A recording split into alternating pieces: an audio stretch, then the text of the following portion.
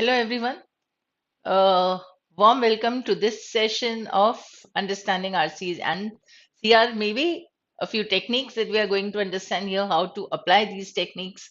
And of course, we are going to discuss a few words here.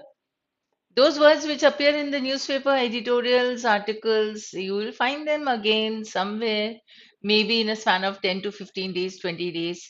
Right? So if you are into reading a variety of things, maybe magazines or novels in newspaper articles, and of course your course books also.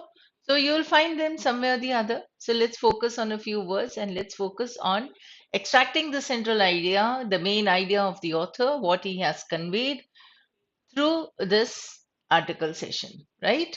Come on, let's see. I hope you have read this article earlier, or you might have understood maybe 40% or 50% of it. Maybe you are able to extract the central idea, maybe not, but still, let us discuss this and see how to filter out the maybe the unnecessary things for the central idea or to come up with the cream of the passage. So, this is the first editorial of the Indian Express, 11 January, the misreading. Tamil Nadu Governor Ravi's conduct in assembly is unseemly. All serves his, ill serves his high office. So ill serves means it is not good for his position. You can say means a person at his position should not have done this. So therefore, the word is unseemly and ill serves. So, Tamil Nadu Governor R.N. Ravi's decision to omit key parts of the governor's address to the assembly and to leave the house when the chief minister objected to the deviation from the printed text casts unflattering light on his high office. Right? It casts unflattering light on his high office would mean what was given in the first sentence, that is unseemly, or it ill serves his high office. That means it is not appropriate, it is not according to the position that he holds. So unflattering ka bhi meaning we'll be able to understand that it doesn't fit his position, right? So and what did he do? He omitted the key parts of the governor's address. See, address है the address होता है. So governor's address to the assembly, and it was not fitting to his position. That is what we can understand till now. Now the address prepared by the government for the start of a new session of the House is its statement of intent.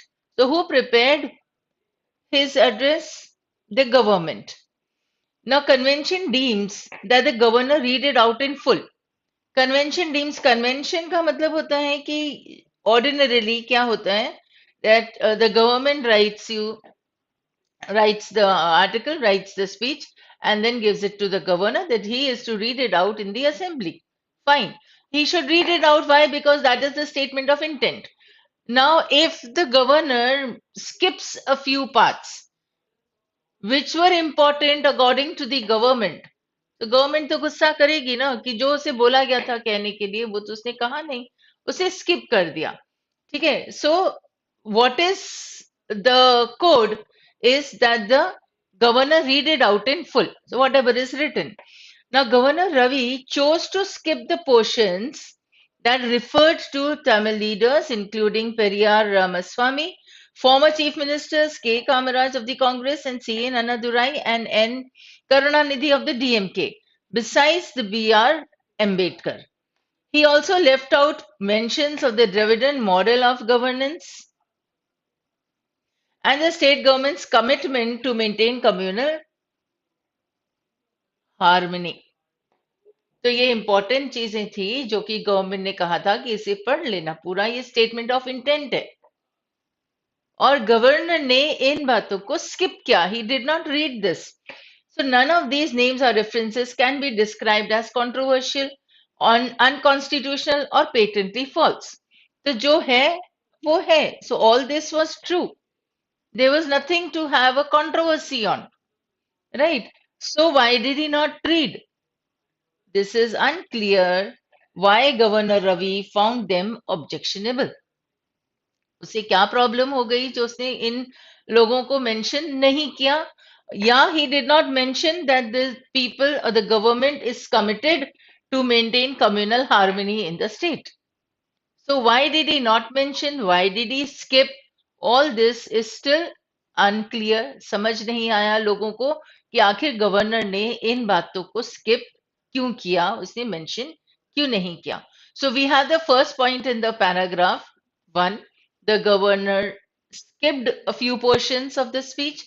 Second, it is not fitting for his position, for a person of his position. And third, it is unclear why the governor did so. Right? So these three major points we can understand. One, he skipped. I'll write it in short here. Right? And it is unseemly, unfit, unflattering, जो भी word आ गए हैं, that means it is not right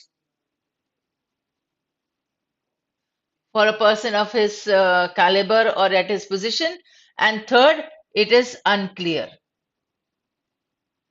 why he did so. Right? So in the first paragraph, we get these three very small points and we get the main point of the author, that is. It is an indication of it. Coming to the next paragraph now. Governor Ravi and the Tamil Nadu government have had a fraught relationship since his appointment in September 2021. The moment we have this word have had, means it's in the present perfect. तो तब से लेके अब तक उनका जो relationship है वो कोई खासा अच्छा है नहीं. सो you can understand the meaning of the word fraud. If they had a fraud relationship means fraud को लिटिल टाइट कर लो, फाइटिंग से रिलेट कर दो, और it is something that is full of problems and all and full of troubles. So fraught relationship means disagreeing and tense relationship. Tense would be a simple word here. तो उनका relationship था खासा अच्छा था नहीं. So it was a tense relationship. The easiest way to understand it. The governor has openly disagreed with the state government on several policy issues. Now, see, the meaning of the word fraught is given here. Disagreed, openly disagreed. So now, if you openly disagree with somebody, that means you're not on the same line. You do not see eye to eye. That means the relationship is tense, right? So now it is giving you the relation between the governor and the government.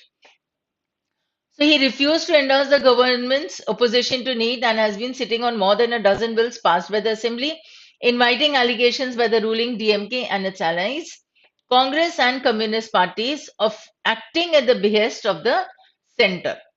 So he is acting at the behest of the center. ऐसे allegation लगाया गया.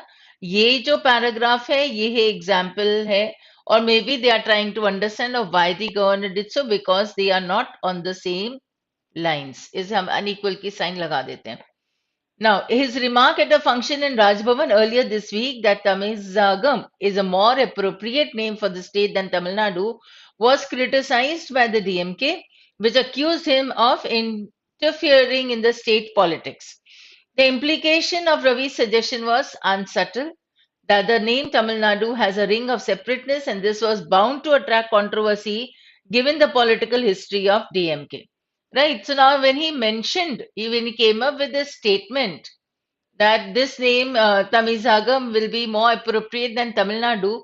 So Tamil Nadu को Tamil Nadu नाम देने के लिए जो भी एक background idea था, philosophy थी, that thing has been questioned according to the people, and therefore there would be a controversy, and there was a controversy. So he was criticized for it. This was the implication.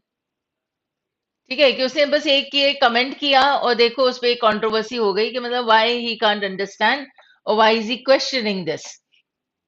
So he was bound to attract controversy given the political history of DMK. Now the DMK, which advocated linguistic nationalism, had got the state of Madras renamed as Tamil Nadu in 1969. Even the AIADMK, perceived to be close to the BJP, criticized the governor because Ravi had crossed a political Lakshman Rekha by questioning a foundational idea of the Dravidian movement. So this was a foundational idea. मतलब जो ideology से जिस idea जिस background पे base उन्होंने नाम को change किया था, the governor has been maybe he raised a question on that just by mentioning that Tamizagam would be a more appropriate name, right? And therefore these people were like angry at him. Tamil sub-nationalism is at peace with Indian nationalism today, right? There is no problem with the name now. Ravi's expression of discomfort with the ideological roots of the Dravidian movement clearly went beyond the remit of his office. That means it was not under his not his responsibility. It was not under his ambit. मतलब उसका काम ही नहीं था ये, और फिर भी उसने एक कमेंट किया, right? So he says that this was beyond the remit of his office. Unfortunately, his overreach seems to be part of a pattern featuring BJP appointed governors across states. Bhagat Singh Koshyari in Maharashtra or Arif Mohammad Khan in Kerala, for instance, who are constantly locked in confrontation with non BJP governments. Now, this part is only giving you what these governors do. They are at loggerheads with the state government. The governors are appointed by the center and the state government may be a different party, right? और क्योंकि वो different party के हैं तो वहां पे हमेशा लड़ाई होती है, disagreement होता है, उसे कहते हैं at loggerheads. This is another idiom that came to my mind right now, right? So you can note it down, of course. So you can understand that the second paragraph is trying to come up with a reason of why the governor did so. ठीक है, तो जो point यहाँ पे थी last line of the first paragraph, उसी point का explanation second paragraph में हो गया, which consisted of the reasons plus E for examples. Right? So you have this point here, and see, this is another technique of RC that I'm trying to help you out with, how to exercise it, how to implement it, right? So that is prep, and I have mentioned this in my previous article also, article explanation also, or whatever you are reading. The author has a point to state, he would come up with the reasoning, the logic behind it, the background behind it, and he can explain it with examples, you can say. Right? So we need to filter it out. हमें major point यहाँ पे क्या थी second paragraph में, that he is trying to understand of why the governor did so. Maybe because he is always against, or mostly or most often against what the government says, which is the case of BJP appointed governors. अब ये author का दिमाग चल रहा है कि देखो, जहां कहीं जिस किसी स्टेट में बीजेपी अपॉइंटेड गवर्नर है, वो उस स्टेट की गवर्नमेंट के अगेंस्ट जाता है, डिसएग्रीमेंट में जाता है, right? And he came up with the examples. Let us see the third paragraph now. So the union government bears no direct responsibility for the actions of the governor appointed by it, but the current developments may end up strengthening the anti-center sentiments in Tamil Nadu. Even in this paragraph, the author is coming up with the implication of what the governor did. Governor के actions की responsibility centre की नहीं है, right? But still, because of this, when the people think that, see, this governor is acting because he has been appointed by the center, and he has a different, or there's a different government in the state, तो वो centre और state के हिसाब से हम देखेंगे, लोग देखेंगे कि गवर्नर जो है वो तो सेंटर अपॉइंटेड है, ठीक है, सेंटर एक पार्टी का है और स्टेट गवर्नमेंट दूसरी पार्टी का है, तो तभी वो हमेशा झगड़ा करेंगे, डिसएग्रीमेंट होगा. So even if the center is not responsible for what the actions of the governor, what is going to happen now, according to the author, is that there would be an increase in the anti-center sentiment. ये रहा. That is in Tamil Nadu. Now, ironically, at a time when the Prime Minister and his party have been trying to reach out to the state, ठीक है, reach out to the state का मतलब वो लोगों से जुड़ना चाहते हैं, लोगों से मिलना चाहते हैं, लोगों को अपनी तरफ करना चाहते हैं, because the elections are coming. Now if they are going an extra mile, the government, the state, sorry, the central government or the BJP, that is the Prime Minister and his party, they have been trying to reach out to the people in Tamil Nadu, so they want to come up with good relations there कि ताकि next elections में ज्यादा seats मिल जाए. जब prime minister ये काम कर रहा है, he is taking this step, and what is the governor doing there, is trying to create anti centre sentiments. तो ये ऑपोजिट हो गया. That is why this word ironically is there. कि what is the prime minister doing, what is the centre doing, trying to build a healthy relationship with Tamil Nadu, with the state. And what is the governor in the state doing? He's trying to create the center, anti BJP sentiments for the prime minister. तो ये opposite काम चल रहा है, इसीलिए ironically word आ गया. So ironically, at a time when the prime minister and his party have been trying to reach out to the state, arguably in a bid to assuage anxieties about the BJP's Hindi Hindutva push, PM Modi inaugurated a month-long Kashi Tamil Sangamam in his constituency in November last year. So this is the action. This is the example of how the Prime Minister is trying to build a good relationship, a smooth relationship with the Tamils. Right? So assuage का मतलब क्या हो गया? He's trying to lessen, reduce the problem between the two. So, and this was an example of establishing that fact that see the central government is trying to build good relations with the state.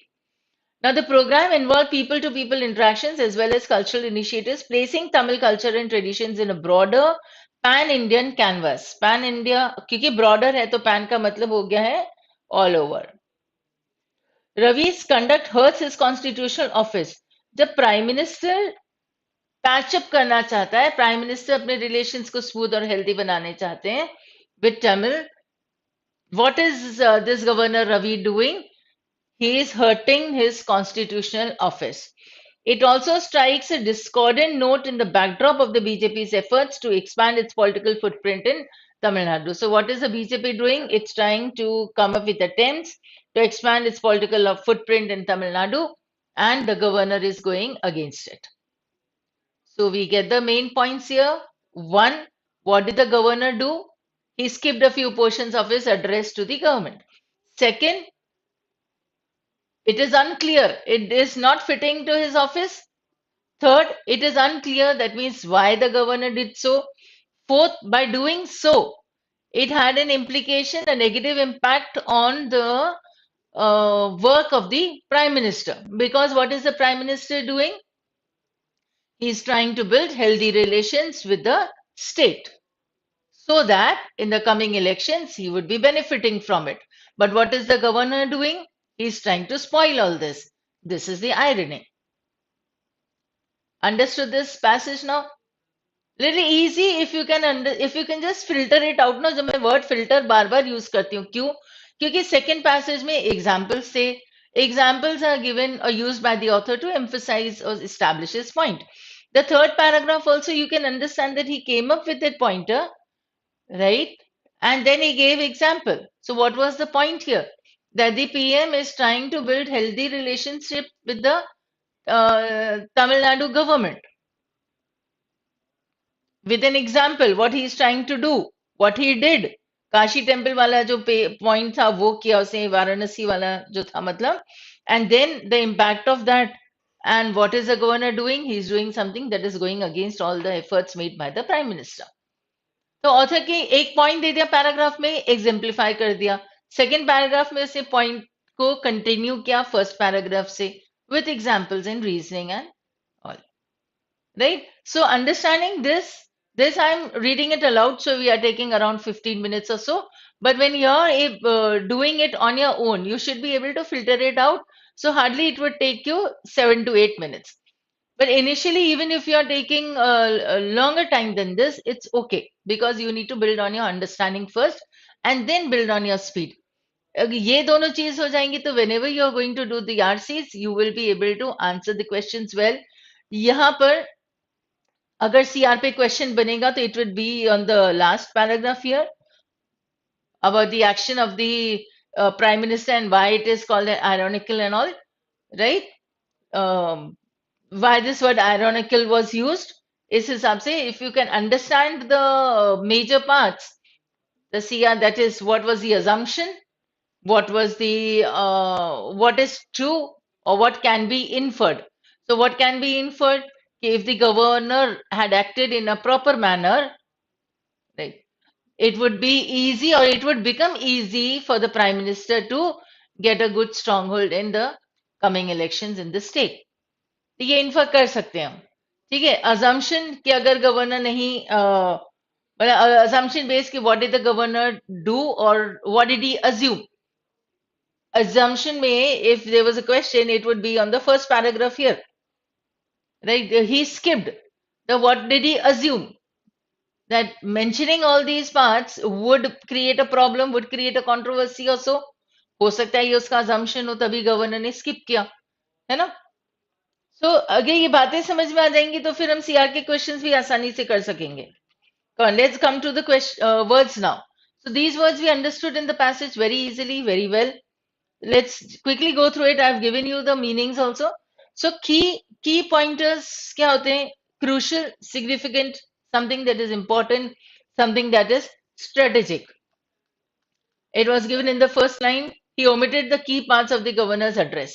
तो ये जो था बहुत सारी चीजें उसे mention नहीं की जो कि important थी.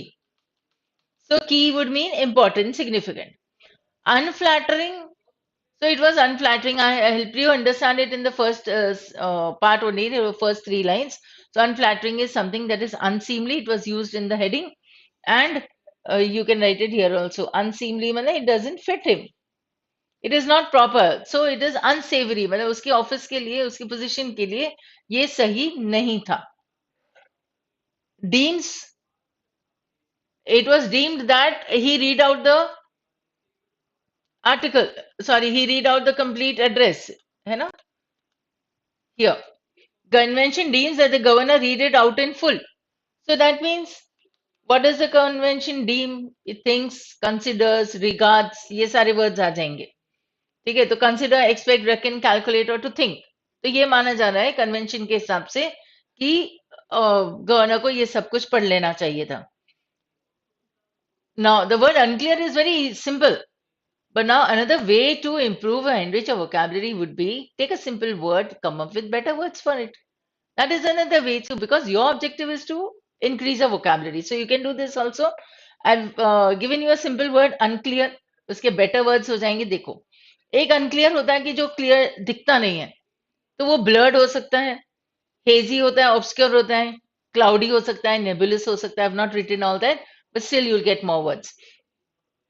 When you cannot understand something that is not clearly given, clearly stated, right? That becomes vague, unfathomable, कुछ समझ में नहीं आया, incomprehensible और unclear मैंने फिर से लिख लिया है इधर. ठीक है, क्योंकि incomprehensible मतलब तुम्हें समझ में नहीं आएगा कि आखिर ऑथर बोलना क्या चाहता है या बोला क्या है उसने. Fraught, fraught is mainly like fraught with danger. ऐसे words use होते हैं. That is full of. इसका जो basic meaning है वो है full of. ठीक है, और fraught if it is used as an adjective, right? So it is like tensed, distressed. I've written these words: troubled, nervous, tensed, distressed, or full of anxiety. So this word full of also is used with fraught. When it is used with fraught with danger. Then we have the word remit. So remit is responsibility. I had helped you understand it when we were reading only. It is not his concern. It was not his responsibility. ऐसा मतलब वो name change करने वाला जो example था ना, तो it was out of his और it was beyond his remit. That is it. And then remit का एक और meaning is to send money. Remit का एक और meaning is to cancel the debt. Remittances होते हैं, अलाउड होते हैं जो. ठीक है, so we have three meanings here. Assuage is a very simple word. Again, it is used many times in the newspapers. Lesson here, arguably in a bid to assuage the anxieties about the BJP's Hindutva push. So it is to lessen, to reduce, to mitigate, to appease. ठीक है, किसी की भी परेशानी या problem को या गुस्से को, एंगर को कम कर देना, उसे assuage कहेंगे. So the basic meaning would be lessen and reduce. Discordant you can understand from the word only, जिसका chord नहीं जुड़ता है वो discordant. Accord होता है, उसका opposite होता है accord. Opposite means when I put a cross, that is opposite, right? So we get the word accord or according, मतलब same होता है, उसके हिसाब से, उसके मुताबिक. Discordant is not according to him, so it would be disagreement, right? So disagree. Then if I use the word discordant with the sound, related to sound, so it is a jarring sound. A dissonance is also used with sound. Tone is related to sound. So if it is a dissonant, then the opposite of dissonant will be consonant. और consonance NANCE आ सकता है. Dissonance is consonance, opposite. Conflicting हम समझ सकते हैं, disagreement होगा तो conflicting भी होगा. जारिंग का एक और वर्ड याद आता है. जारिंग जो साउंड से रिलेटेड हम बात करते हैं ना, जो कि अनहार्मोनियस है. ठीक है, so you can use the word cacophonous also. So cacophonous is something that is similar to jarring, something that is unpleasant to hear, unharmonious, right? So I hope you are noting down all these words in your notebook also, and you will be reading them, say, at the end of the week. After 7 to 8 days, जितने भी words इकट्ठे होते हैं उन्हें फिर से पढ़ लेना. ठीक है? चलो, that's all for today. Thank you and have a nice day.